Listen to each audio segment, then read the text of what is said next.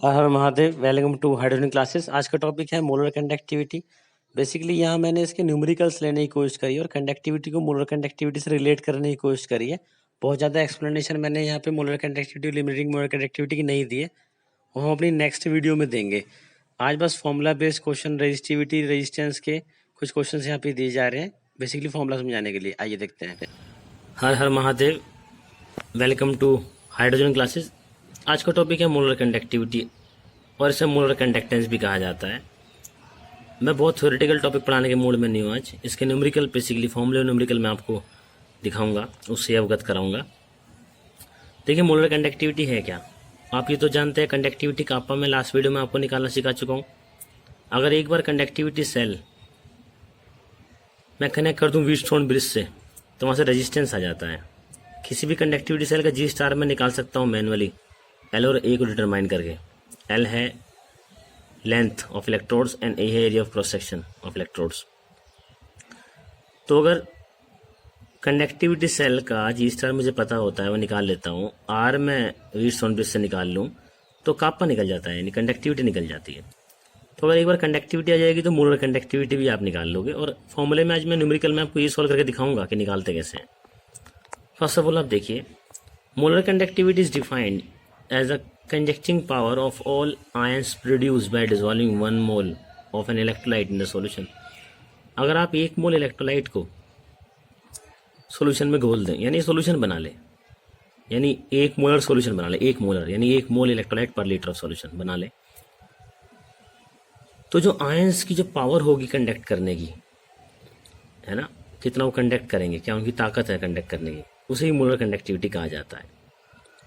अब जैसे आप 1 मोल डालोगे NaCl तो वो कुछ आयंस देगा, उनकी कुछ पावर होगी कंडक्ट करने की। लेकिन आप CaCl डालोगे तो आयंस कुछ ज़्यादा देगा, उनकी कुछ और पावर होगी कंडक्ट करने की।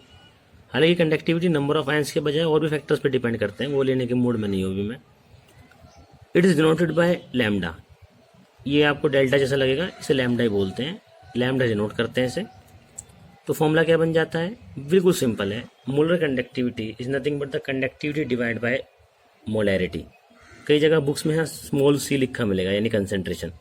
भाई मोलैरिटी भी तो कंसंट्रेशन से है, ये भी तो मोल पर लीटर बताता है। तो यहाँ पे कापा क्या है, कंडक्टिविटी, और इसे स्पेसिफिक कंडक्टेंस भी कहा जाता है। मैं आपको बता दूं, कंडक्टिविटी को ही स्पेसिफिक कंडक्टेंस कहा जाता है।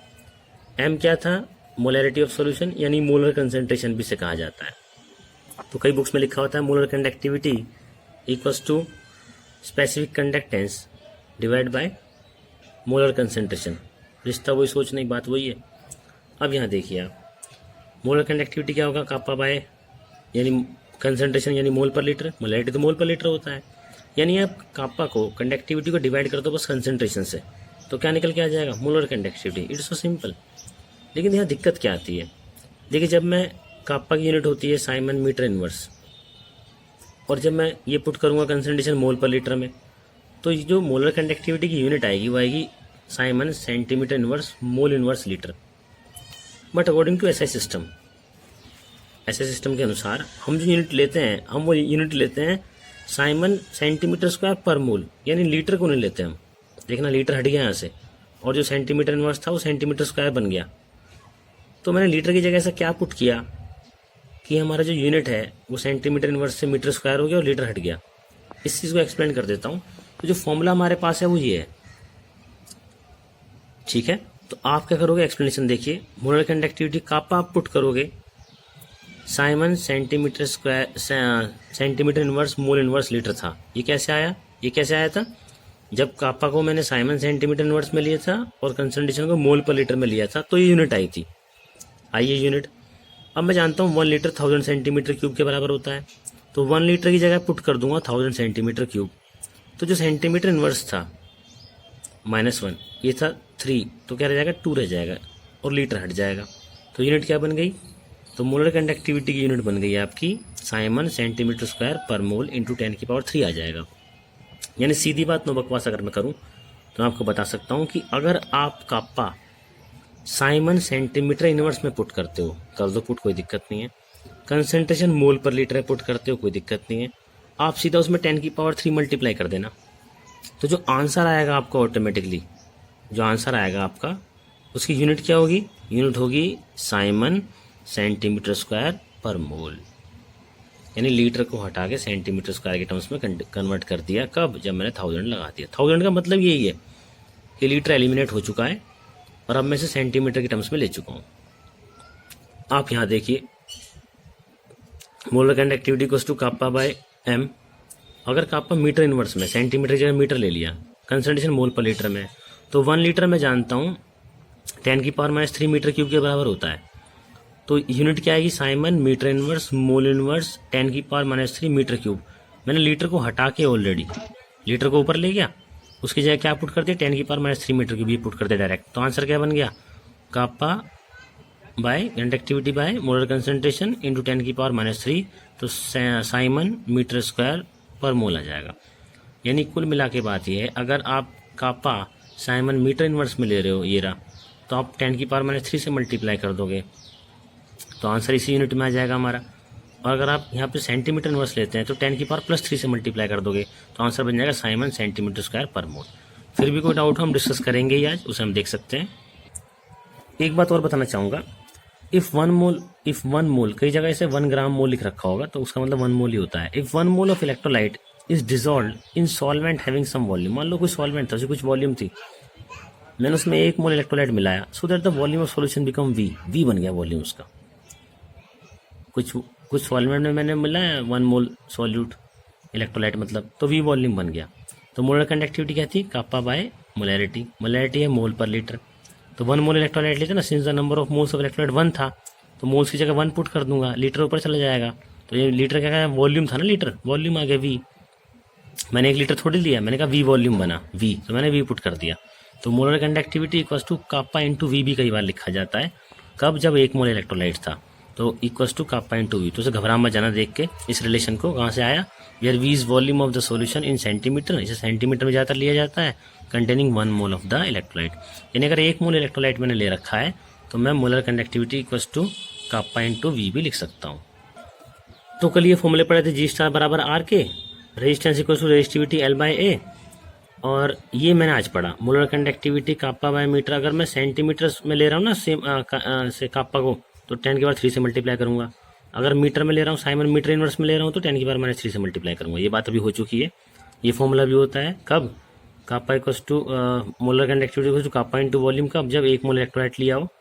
ये जो रिलेशन है आप जानते हैं, जब कोई सॉल्ट डिसोसिएट होगा, शुरू में कंसंट्रेशन सी थी, तो कितना डिसोसिएट हुआ, शुरू में 0 रहा ion, C - C alpha, C - C alpha 11th में मैंने पढ़ाया था इक्विलिब्रियम में, तो कांस्टेंट डिसोसिएशन कांस्टेंट हो जाएगा C alpha square by 1 - alpha. Solve करके पूरा आ गया। मैं इसे आज समझाना नहीं चाह रहा हूँ, बस ऐसे बता दिया मैंने आपको। और अल्फा होता है डिग्री ऑफ डिसोसिएशन, ये कैसे निकल के आता है, molar conductivity by limiting molar conductivity. कल की वॉल्यूम में थ्योरेटिकली से पूरा एक्सप्लेन करूंगा, आज मुझे बस ऐसे दिखाना था, ही पूरा लेना नहीं है। तो हमारा बेसिक तीसरे फॉर्मूले तक ही हमारा मेन आज न्यूमेरिकल हम करेंगे। एक क्वेश्चन देखिए आप, कह रहा रेजिस्टेंस, एनसीईआरटी क्वेश्चन है ये, कह रहा resistance of a conductivity cell filled with 0.1 mole litre, मतलब mole per litre KCl solution is 100 ohm. मतलब कल कंडक्टिविटी सेल पड़ी थी जिसमें वीट सोल्यूशन जो लगाते हैं, एक कंडक्टिविटी सेल में जिसमें 0.1 मोलर केसीएल सॉल्यूशन है, उसकी 100 ओम रेजिस्टेंस है। If the resistance of the same cell filled with the 0.02 molar solution, अगर उसी सेल को खाली करके दोबारा उसमें 0.02 मोलर मैंने केसीएल ले लिया तो रेजिस्टेंस उसकी 520 हो जाती है। Calculate the conductivity and molar conductivity of 0.02 molar solution. अगर कंडक्टिविटी दे रखी है 0.1 सॉल्यूशन की कितनी, 1.29। एनसीईआरटी का एग्जाम्पल 3.4 है ये। आइए देखते हैं भाई, सेल थी 0.1 मोलर केसीएल लिया, ठीक है, तो मैंने कहा साइमन बोल दूं या ओम इनवर्स बोल दूं, एक ही बात है, ध्यान रखिए बात। तो इस सेल नंबर 1 थी, इसमें रेजिस्टेंस कितना दे रखा है इसका 100, काप्पा की value 1.29, siemens metre inverse last में दे रखी है, तो जी स्टार निकाल लूँगा। जी स्टार बराबर आर के होता है, लास्ट वीडियो में पढ़ाया था। तो जी स्टार बराबर आर के होता है, तो पहली सेल का मैं फॉर्मूला पुट करूँगा जी स्टार बराबर आर के, आर पता था, के पता था, जी स्टार सेल कांस्टेंट आ जाएगा। अब इसी सेल को खाली करके इसमें 0.02 मोलर सॉल्यूशन भरा केसीएल, तो जी स्टार तो सेम रहेगा ना, क्योंकि जी स्टार होता है लेंथ बाय एरिया, तो लेंथ दोनों इलेक्ट्रोड के बीच की दूरी और area of cross section electrode का सेम रहेगा क्योंकि सेम सेल थी। तो सेकंड सेल में क्या है, आर पता था, रेजिस्टेंस इतना होगा, काप्पा निकालना है, तो दोबारा फॉर्मूला पुट कर दूंगा जी स्टार बराबर आर के, जी स्टार वही ऊपर वाला पुट हो जाएगा, आर पता है, के आ जाएगा, कंडक्टिविटी आ जाएगा, कंडक्टिविटी आ गया, साइमन मीटर इनवर्स में आया। मैंने बताया अगर साइमन मीटर इनवर्स में रहता है, मीटर वाले टर्म्स में लेते हैं तो ऊपर 10 की पावर -3 से मल्टीप्लाई करते हैं, कंडक्टिविटी डिवाइड बाय कंसंट्रेशन 10 की पावर -3।